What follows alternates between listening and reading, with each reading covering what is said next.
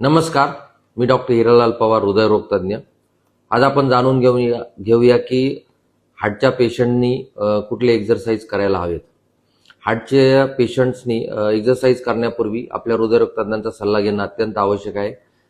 हृदयरोग तज्ञ हार्टच्या पेशंटची टुडिको करून पंपिंग कॅपॅसिटी चेक करतात आणि त्यानंतरून ते काही एक्सरसाइज सजेस्ट करतात. प्रामुख्याने चालणे किंवा वॉक घेणे हा सगळ्यात सोपा आणि सेफ एक्सरसाइज मानला जातो.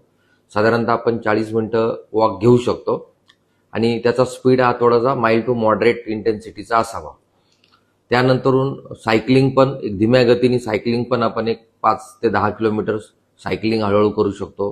त्यानंतरून सगळ्यात महत्त्वाचं आपण काही योगासनं करू शकतो, तेही सेफ आहे हार्टच्या पेशंट्समध्ये.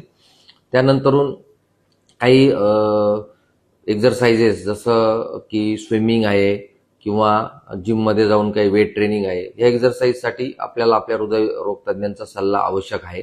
तुमच्या हृदयाची कॅपॅसिटी आणि बाकीच्या गोष्टी बघून डॉक्टर त्या हिशोबाने सजेस्ट करतात. तर मला असं वाटतं की हार्टच्या पेशंटने एक्सरसाइज करणं अत्यंत गरजेचं आहे. ते करण्यापूर्वी आपल्या हृदयरोग तज्ञांचा सल्ला घ्यावा. धन्यवाद.